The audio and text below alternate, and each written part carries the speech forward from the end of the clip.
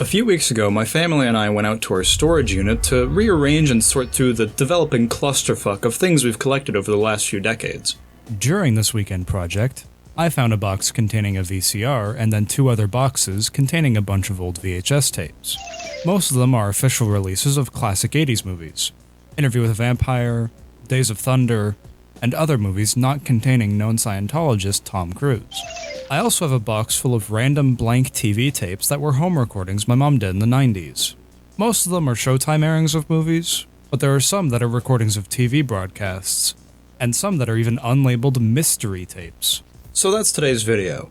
I'm basically just going to be going through these tapes to see if I can find anything interesting in terms of weird broadcasts, fun commercials, or interesting looking channel identifiers. For now, just to save us all some time, I'm going to stick to just these 5 tapes. If people want some more, I'll dive into some of these other home recordings that I've got to see if I can find anything interesting on them.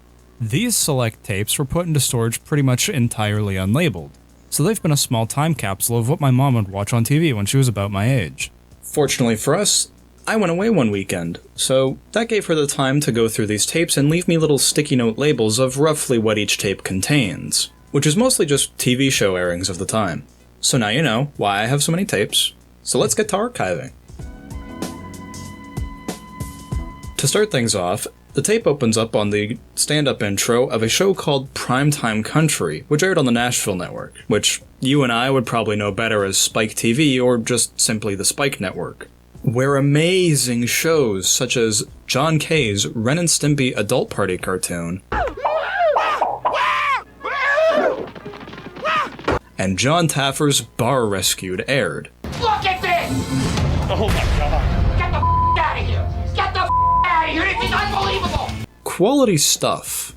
As an aside, I found a bumper for TNN that said it was under Gaylord ownership. TNN is owned and operated by Gaylord Broadcasting Company. Which, I'm sorry, that's just still really funny to me.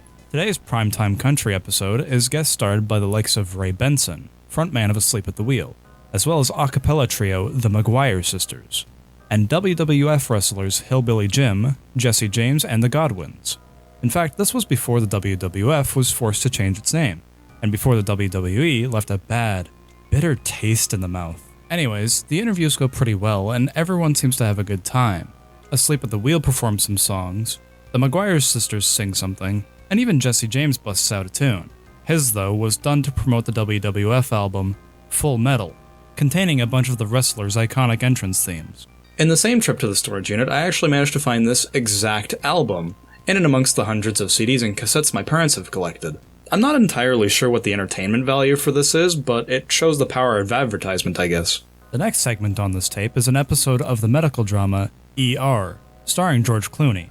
But this episode is notably Cloonless, as it's episode 15 from its 3rd season. Centering around nurse Carol Hathaway, this episode is about her own internal struggle with self-confidence, about her skills as not just a nurse, but a medical professional, as she's taken as a hostage in a convenience store robbery, committed by a young Ewan McGregor before his Star Wars fame, and a young Kiri Graham. This episode also has a very young Manson Gamble, who, outside of having a great name, is also the kid who portrayed Dennis the Menace in the movie. I rather liked the suspense and dramatics of the robbery at play, and Ewan McGregor played his role very well. I like that you can see the moral fight between the guilt of accidentally killing a man. You see, I shot her, old man! I killed her husband! And not wanting to be imprisoned. Doug, how long is this gonna take? Have you got some place to go, James? I shot the man. If he pops off, then it's my ass that go, not yours. All right, like I'm gonna get probation. And Duncan's continuous crash out in this was entertaining at times. Yeah, I teach school. What? I teach school, 1st grade. That's good. If you get them young enough, then you can teach them right. I guess no one got to you, huh? She has a mouth. And intimidating at others. Robert, come out! Robert, Jesus, Doug, what the hell did you do now? Come here! Robert, come out now! You can't even catch a little kid? I don't see you helping me. Come here! Just leave him in there. Who cares? Overall, though, ER is about as medical drama as it can get. But yeah, this episode was really good. I actually quite liked it, so credit where it's due. About halfway through the episode, they begin playing up a bit about how Duncan, Ewan McGregor's character, shot the coffee pot. And the things they play off of it, it's just... It's golden, man. Try not to shoot the aspirin. It's no funny. You know what? Maybe the old man over there will toss up his Alka-Seltz. You have a little target practice, huh? You're gonna sit in the corner and get down and stay there. No, better still. Better still. I want you feeding quarters into that thing. Okay, both hands on it all the time. No! We all know that I shot the coffee pot, so I'm not afraid of shooting this thing. Fortunately, Nurse Carol's haphazard MacGyvered medical service keeps pretty much everyone alive, except for the old man who owns the store. He is, unfortunately, the one shot by Duncan. But this doesn't exactly improve the situation, as Nurse Carol desperately tries to convince the two robbers that they need actual medical supplies to treat these injuries. You just make it stop bleeding. We need to get a doctor in here. We're not getting anyone in here, so you better do something yourself. But the two do not let that happen and tell her to make do with stuff in the store. At one point, Gamble's character, Robert Potter, is forced to play the pinball machine at gunpoint, but he uses the moment that Duncan isn't looking to escape into the ceiling. And despite Duncan's attempts to chase him out, Robbie escapes and Duncan falls like a sack of potatoes onto the glass of the pinball machine.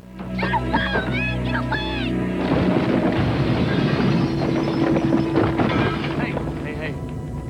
Slicing his face to shit, encouraging a heart-to-heart between him and Nurse Carol. Before the end of the episode, Duncan attempts an escape through the back door with Nurse Carol as a body shield. But once he gets into the alley, a cop shows up and proceeds to shoot him, causing Nurse Carol to demand an ambulance to take Duncan to the hospital.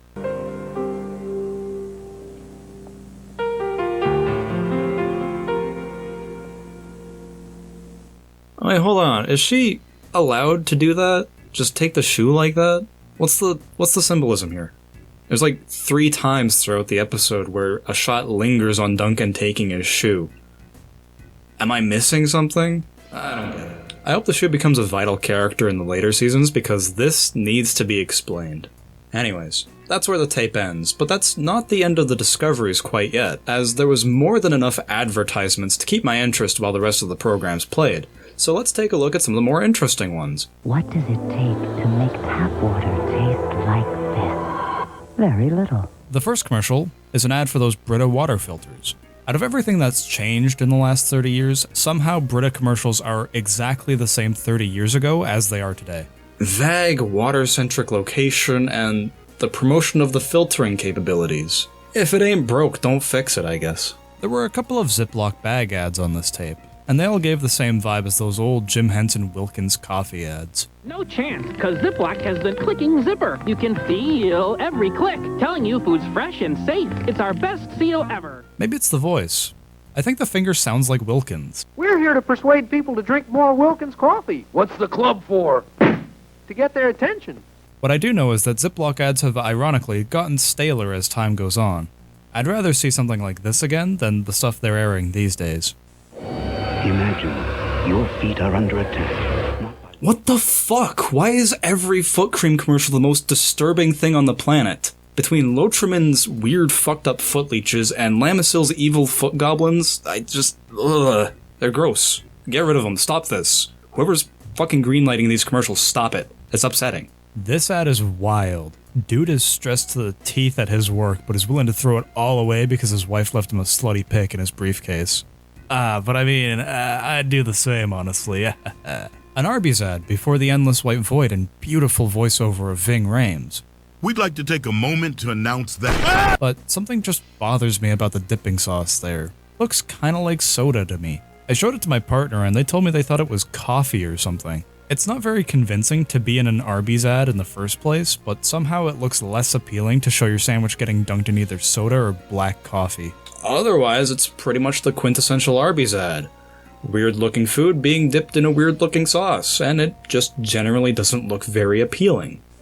A world on the brink of madness. Well, here's something you don't see anymore. A promo for the incredible movie Schindler's List. That's slated to be shown without any advertisements due to a sponsorship by Ford.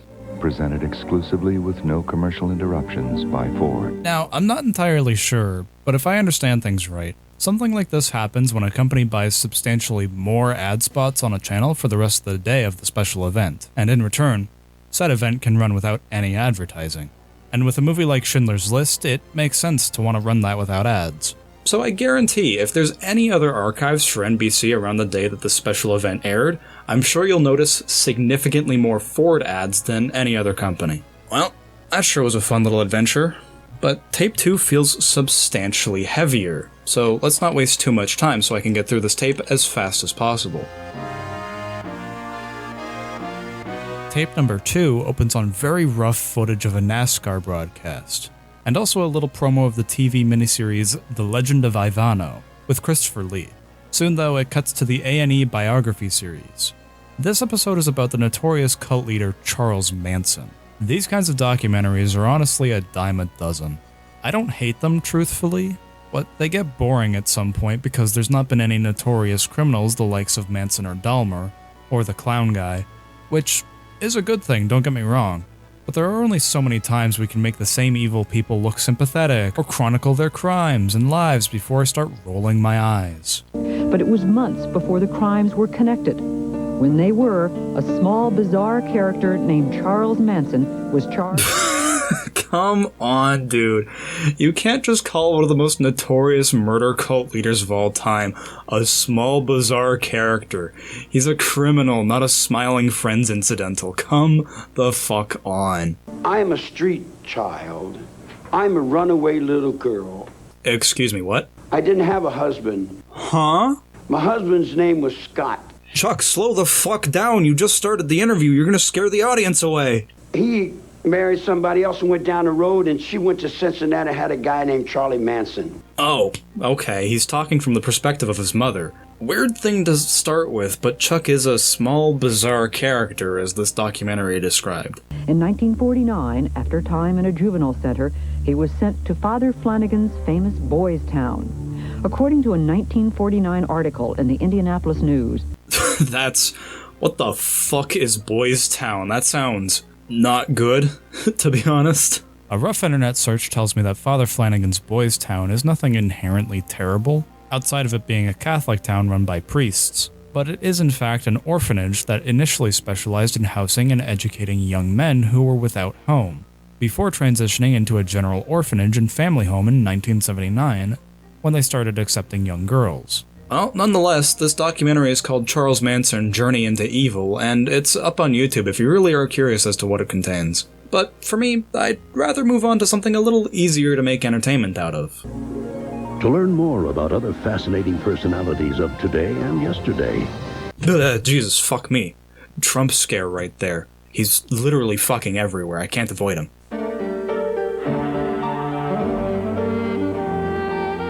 Whoa, hello.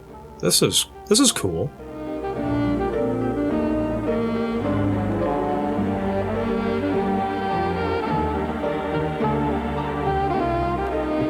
Wow, what a neat little intro for Agatha Christie's Poirot.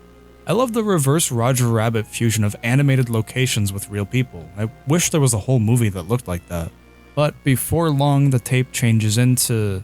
oh no, we're back on the fucking Nashville network. I didn't realize these tapes would largely be the Nashville network. I'm so sorry. This is an interview show hosted by Ralph Emery, who is apparently quite the show host for content on TNN. This episode features country pop star Lori Morgan, and it's actually about halfway through the episode, where Lori is discussing her ex-husband Keith Whitley, and how their time together affected her. Honestly, I'm not exactly a country fan, and I don't know who Lori Morgan is, so I'm probably just gonna skip this one too.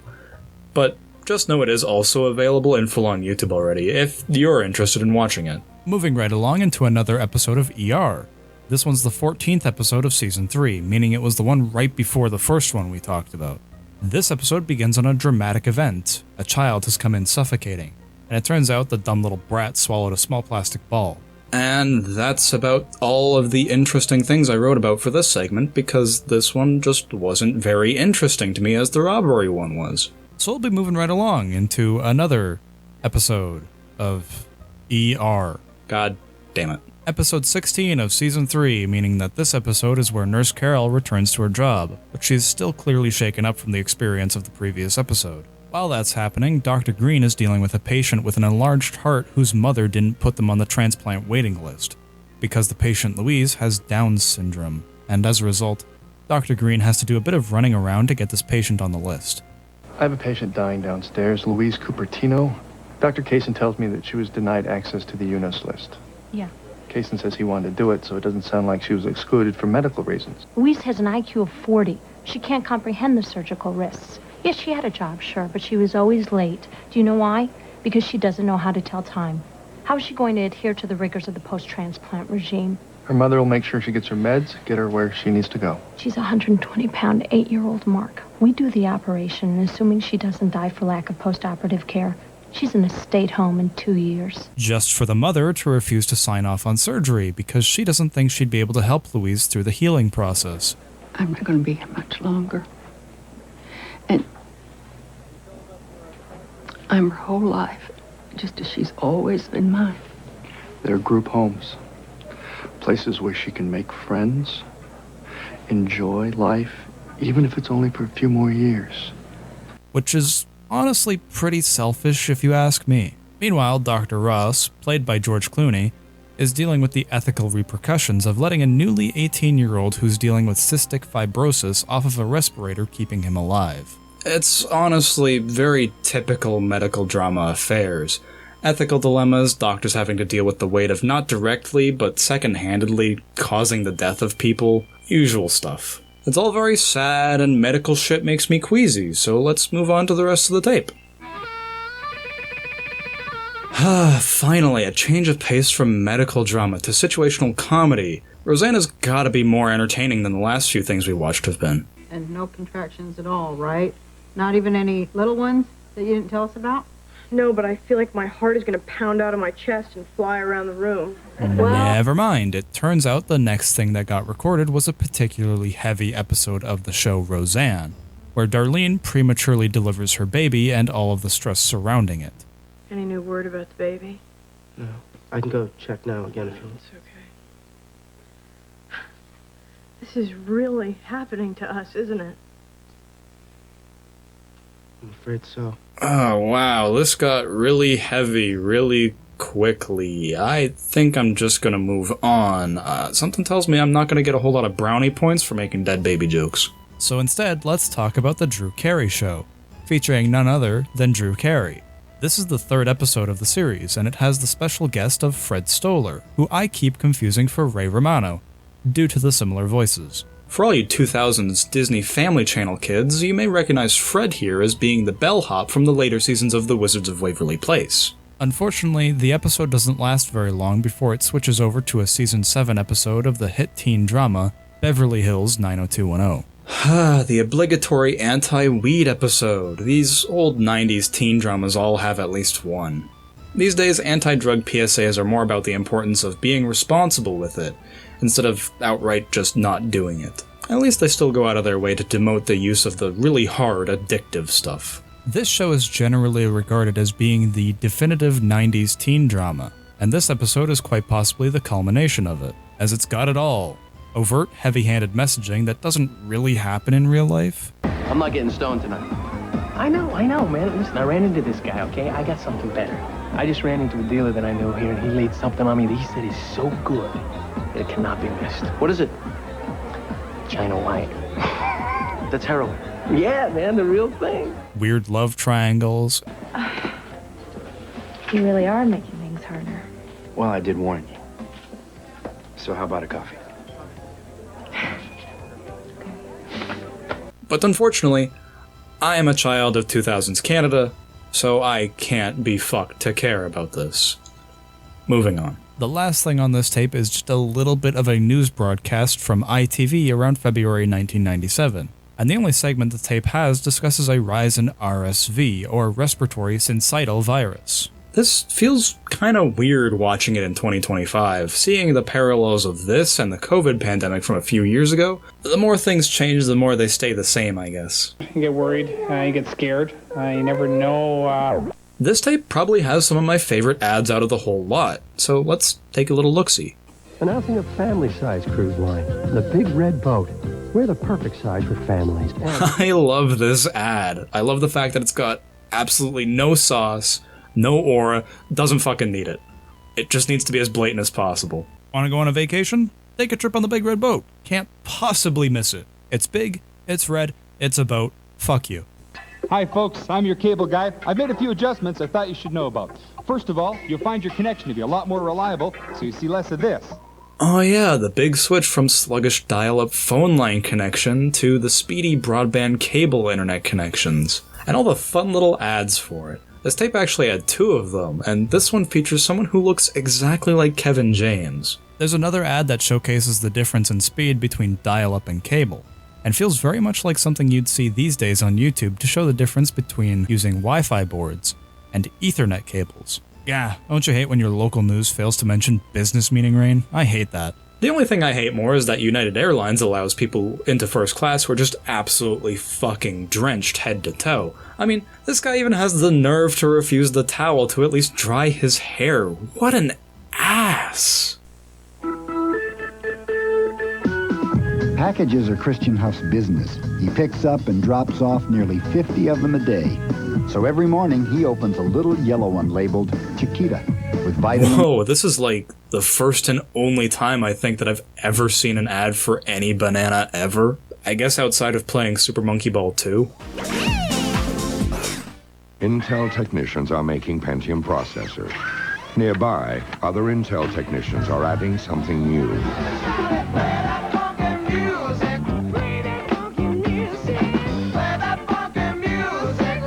We call it MMX technology. First of all,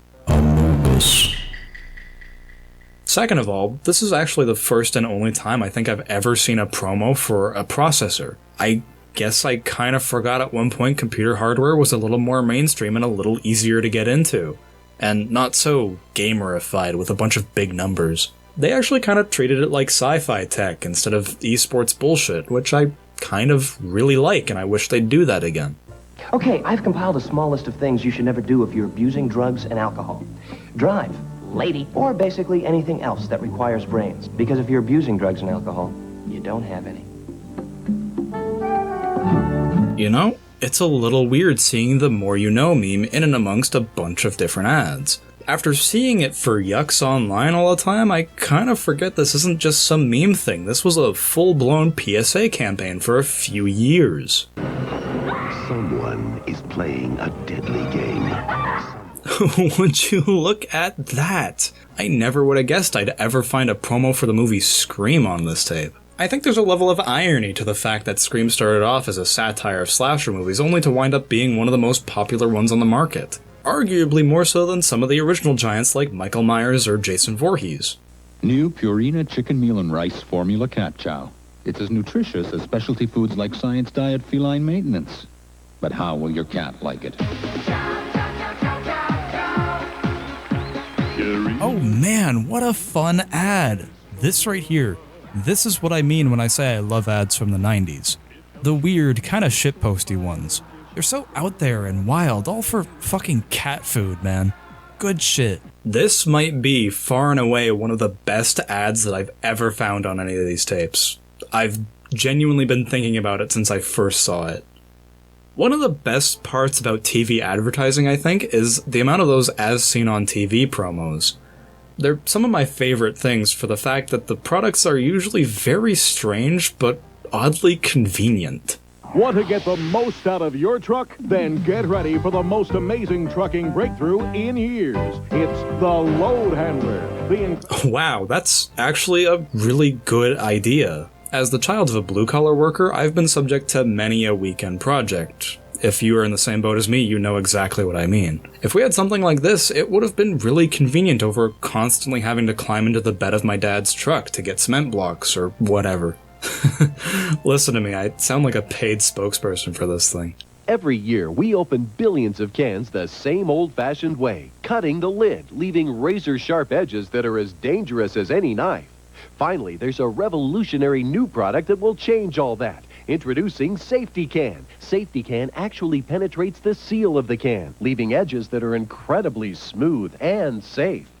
This one actually just makes sense. I'm not sure why more can openers aren't like this. To be fair, a lot of these as seen on TV products rarely ever worked as advertised, so who knows if this thing actually did what it said. Soon after, freshness and flavor escape. Well, now, commercial strength vacuum sealing in your home is possible, and it's easy. Wow, commercial grade sealing? in my house? What will they think of next? Do you occasionally find ugly surprises in your refrigerator and pantry? Man, I'm not gonna lie to you, food barely lasts long enough to get to the fridge in the first place. It may not look like it, but my number one favorite hobby is, in fact, eating. Longer. Now, aren't you tired of throwing away all your food every single day, every single week? This might sound crazy, but I've never really had to throw out old food. I'm not sure if it's just appliances have been made better to prevent that, or if I just do something different that prevents food from spoiling. I mean, I have done it, I guess, just not on the level of every day, every week for every year. Maybe more like every couple of months or something like that. Another tape, another show. Tape number 3 opens with a NASCAR race, at the point that they sing the national anthem.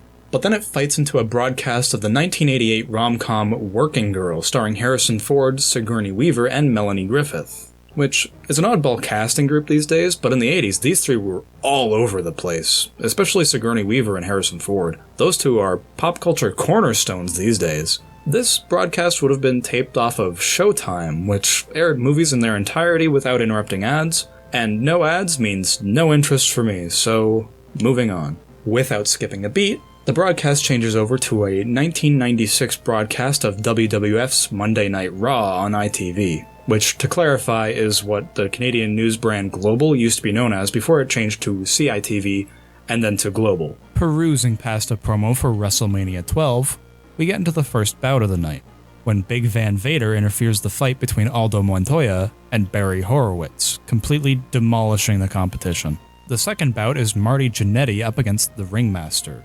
And if you think he looks familiar, you're 100% correct. This is in fact Stone Cold Steve Austin, before becoming the iconic wrestler. They even allude to his iconic Stone Cold stare during his entrance. You talk about a stone cold man, heartless. The final fight tonight is the prelude to WrestleMania 12, being Tatanka up against the legendary Undertaker. But a few minutes into the fight, Diesel comes in to steal a cameraman to take him backstage to show the cameraman him absolutely fucking demolishing Undertaker's casket. And oh boy, the Undertaker is anything but pleased when he finds out. I love Paul Bearer's reaction to seeing the smashed casket. He's just such a silly little guy.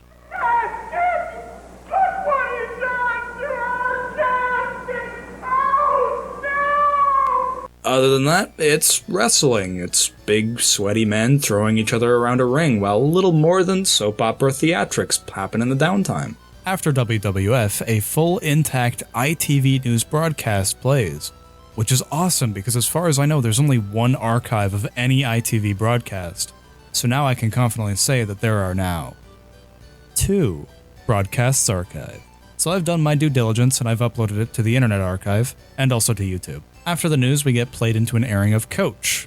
I couldn't tell the episode, but I also didn't really care. I thought it was kind of boring, if I'm honest. Although this series does star SpongeBob alumni Bill Fagerbach before his eternal enslavement into the Nicktoon mines. Another TV show starts after, this time it's Kung Fu, The Legend Continues. And at this point, I'm getting bored of these random shows that got recorded, so let's just finish this off so we can get to the ads.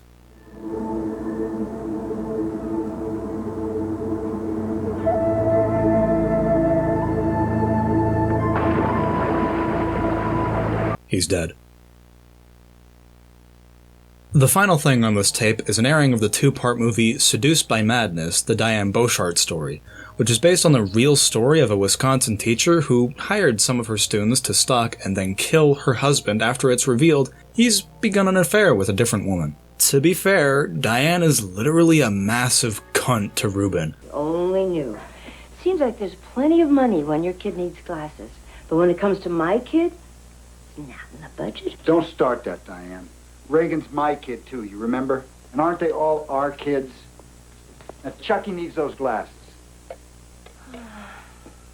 Well, Rube, maybe if you made more money, you could buy him some glasses all by yourself. And I wouldn't have to hold down 2 jobs. And maybe, for once in my life, I could get enough. Diane, calm down, baby. Leave me alone. What do you know about anything? Diane. Don't. Who honestly does not come off as that terrible of a person outside of the cheating. Ruben's son, Chuck, in this is portrayed by a pre-Spider-Man Tobey Maguire, who somehow looks and sounds exactly the same as he did when he was Spider-Man. And also just how he looks and sounds now, if I'm perfectly honest. At one point, Chuck and Brooke's grandparents come to visit, and after being forced up to Brooke's room by Diane, the two give Brooke a picture of her and Chuck's deceased mother. You know what, you should hide that, because if Mom finds it, she'll just tear it up like the others, Brooke. Later in the movie, when Diane is looking for her necklace, she digs through Brooke's stuff and finds it. Lo and behold, you'll never fucking guess what Diane does.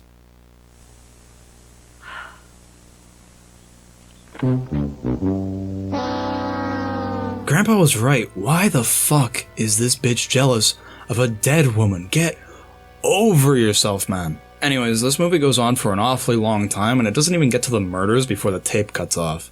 So there's really not much I could say about it outside of that. Thank God this tape was largely ITV content. I actually may be able to recognize some of the adverts that ran during the programs on this one. 50% off! At City Ford, everything, cars, trucks, minivans, new or used, over 388 vehicles on sale! Oh, wow. These City Ford ads have not changed. They stayed exactly this erratic and flashy still to this day. Good to know they've always just been a little weird. Now this one's interesting as it's a population census for Canada. To detail the information about Canada. You know, stuff like population counts, dialect, ethnic origins, stuff like that. I think this would have also been one of the last ones done before Nunavut became an official province, which happened in 1999. Actually, it happened on April 1st, 1999. What a fun little prank.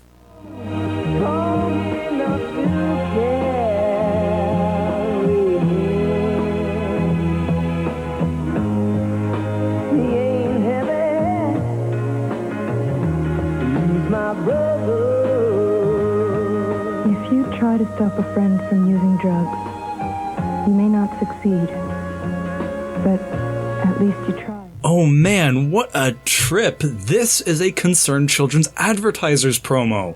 I love these things! They were on all the time when I was growing up. There's actually a lot of really iconic ones that I can very clearly remember. I very well might make a whole video talking about these in of themselves because they're just so weird and fun. What a fun little surprise, I'm actually really happy. It's always a fun time when I get to point and recognize something on these tapes. 3 tapes down and 2 to go. And we're actually getting to the tapes that have been kept in these nice little cassette boxes. And this one's actually labeled. It says, Woodstock 1969 edited. Whether or not it actually contains that will be seen. Woodstock, for those unaware, was a crazy little moment in the 60s on a dairy farm in Bethel, New York, where a whole swath of people came together for 3 days of peace and music. Nothing really left to say unless it's on the tape, so let's get going. Shocker of the century, this tape is mostly comprised of the 4-hour documentary, Woodstock, 3 Days of Peace and Music, which is the official documentary for Woodstock 69. Unfortunately, by the looks of it, there isn't much in terms of interesting bumpers or adverts, so there really isn't much to say about it. Let's hope the last tape has more to see and speak on. After that, it's just a small clip of Sports Network's Sports Deck. Surprisingly, there's not a whole lot on the tape after, despite the significant amount of magnetic tape left. So I guess we're just gonna move on. The final tape. I've been saving this one for last because I think it actually has some of the most interesting content on it. By and large, this next tape is mostly comprised of content from the Canadian music channel Much Music. Like MTV, Much Music had a little more artsy kind of promos and ads, so I'm actually pretty excited to see what's on this tape. This tape opens right into a Much Music broadcast of Metallica's uncut, 11-minute music video for their song Unforgiven. According to my mom, Much Music didn't air the uncut version very often, so she taped it to have easier access to it. And that makes sense since it's an 11-minute music video. That is significantly larger than any other music video, especially in the 90s. Up here in Canada, Much Music is effectively the equivalent to MTV. Initially created to broadcast music videos and music-related content, it inevitably fell to the same path that MTV did. Back to the main point, Much Music aired a lot more Canadian bands than it did its American counterpart. But that doesn't mean it didn't air any American bands at all. Much Music had a Blue Spotlight segment of their broadcasts, which was a time slot dedicated to a specific band, and it would air music videos alongside interviews from the band. and this segment is focused on the American metal band Skid Row and their rise in popularity. I can't really show much given the music, but I've put it up on YouTube for those who may want to watch it. 3 deadly trolls in a bagged, what is this, comedy show? Well, this is comedy, isn't it? Oh, hey, this is the show made by the band 3 Dead Trolls in a Baggie. This is an incredibly hard to find thing these days. Despite the fact it's available in its entirety on YouTube, but unfortunately it's all cut to shit and split into parts. Anyways, let's see what the 3 Dead Trolls have to do for comedy. In order for you to really enjoy it and have a good time, here's a piece of advice. Lower your expectations. Oh yeah, real great way to start your comedy show, by telling the audience it's not going to be very funny. Okay, well, elephant in the room. This show is riddled with irony. And that shitty kind of self-awareness that doesn't make you charming, just kind of annoying. During the credits, they have who I can only assume is the showrunner or something, telling the trolls that their show is, simply put, bad. You are not funny. Take my advice and stay away from comedy. Go back to your little village in the prairies and stay far, far away from television, all right? Now look, understand, I am only telling you this because I don't like you. Soon, in time, you'll agree with me and you will thank me. Now, would you please get out? Get out. Thank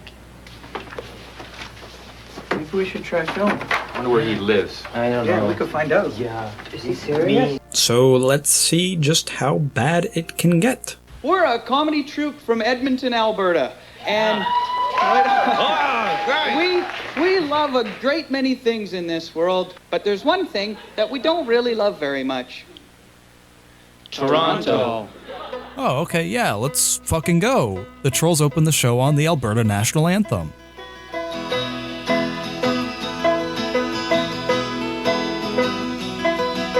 I hate the Sky Dome and the CN Tower too. I hate Nathan Phillips Square and the Ontario Zoo. The rent's too high, the air's unclean, the beaches are dirty and the people are mean, and the women are big and the men are dumb, and the children are loose because they live in a slum. The water is polluted and the mayor's a dork. They dress real bad and they think they're New York in Toronto. The Toronto song is a song taking the piss out of pretty much every Canadian province and territory, and it's also probably their most iconic song. I learned this song long before I ever learned how to spell half of the provinces. This song was so popular, it got played in my social studies classes. I'm not kidding about that. After that wonderful little ditty, it plays into a bit about what sounds like a husband and wife trying to recoup their missing sex life, with the husband suggesting some kind of cuck kink thing. Wouldn't it be great to have sex with another couple?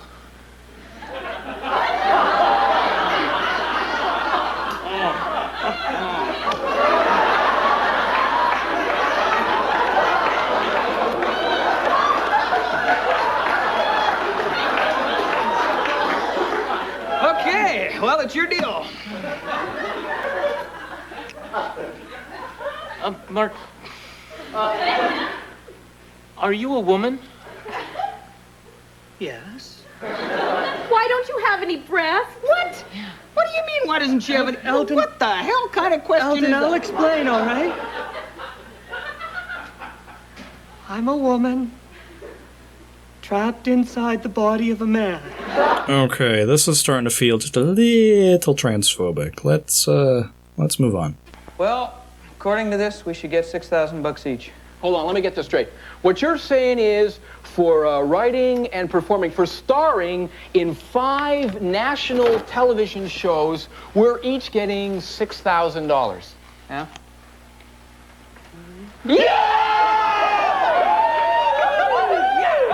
Let's go gambling!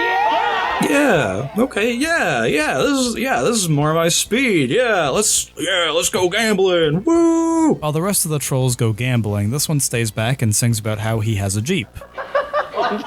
Not even close. Well, too bad. I'm gonna put on my seatbelt, gonna take off my shirt, gonna crank up the music, gonna head for the dirt. 'cause that's where my baby'll be. Oh, Joe. And I know that she's waiting for me. Come on, let's hit the rough country. To drive up in my Jeep, and together we'll see. Oh, please let me shift. But near the end, he starts kind of losing his mind. Well, when I got my Jeep, the bank gave me the rates. How could I predict my financial dire straits? Let's see, $435 each month for my Jeep, $217 for the rent. I'm in way too deep. Now the cupboards are empty and the fridge is bare. I got no toilet paper, but I don't care. I got a Jeep, you mother. I'm busting loose. I go 4x4, but I ran out of juice. So I'm sitting in my Jeep. I'm beeping too hard. I'm turning on the heat. Whoa, oh, there goes windshield wipers. Oh, beep, beep, beep, beep. Whoa, oh, it looks so good in my Jeep. I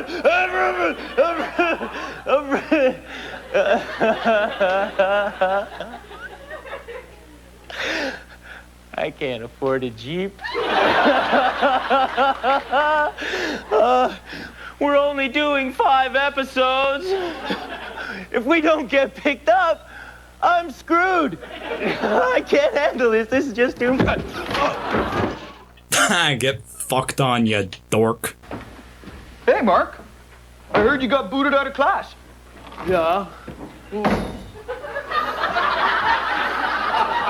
Maybe I just don't get it. Yeah, it's gotta be me. At the Big Bang singularity, the curvature of space-time would have been infinite. So we can only know what has happened since then. So time, that is to say for our universe, was only perceivable and therefore applicable from the point of the Big Bang.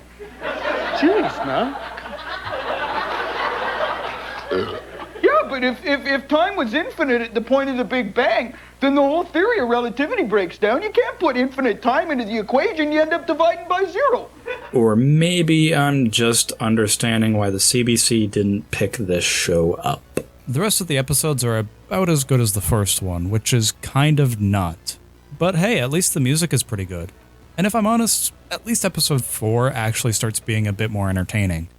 There aren't that many female comics around because some people seem to think that mothering doesn't make for good comedy, you know? I mean, they think that, honey, would you like a cup of coffee? Isn't as funny as honey. Would you like a cup of coffee? Man, fuck, I'm so immature. Men had girl trouble.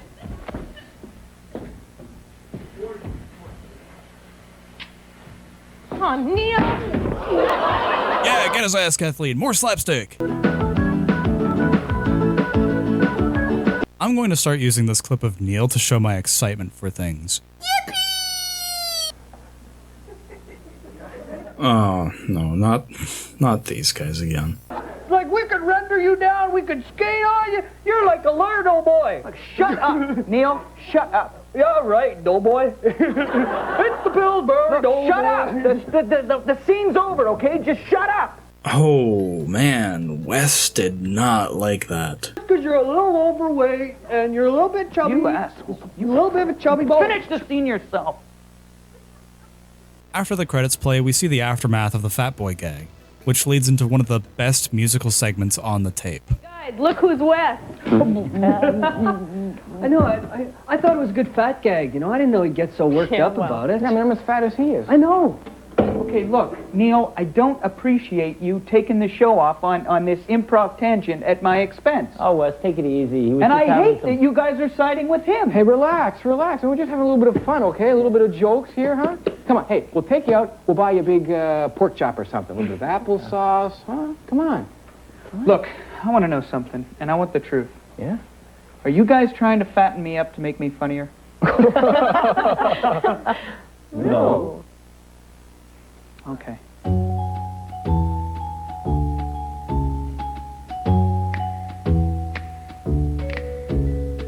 He's the fat boy. He's the fat boy of the troop. Hey, John Candy, I can empathize. You got all your parts because of your size. Lou Costello and Belushi, too. We're just life's hippos in the comedy zoo. He's the Fat boy. Yeah. Okay. Yeah, this song's gonna be stuck in my head for a while. What a great bit of fun watching these old tapes have been. I never expected to learn so much about old TV by watching the things my mom used to record so long ago. But that's just kind of the fun of it, isn't it? Learning what other people watch, and how television just used to be before all the streaming services came in and made every episode like 3 hours. I think my favorite thing that I've found on these tapes so far is the robbery episode of ER. It was just so engaging. I can't see myself watching the rest of the show. No! We all know that I shot the coffee pot, so I'm not afraid of shooting this thing. But I would willingly rewatch that episode of ER. My favorite promo I've seen is either the Purina cat ad, just based on how weird it is, or that Concerned Children's Advertisers bumper, purely because of nostalgia. I'm not kidding when I say I really liked those CCA promos. I've been considering a video on those alone for a few years now. Either way, that's gonna be all for me today. Maybe next time we can actually find some stuff from my childhood that I can talk about. I think that'd be kind of fun. Anyways, do yourselves a favor, be kind and rewind. Thanks for watching, everybody. See ya.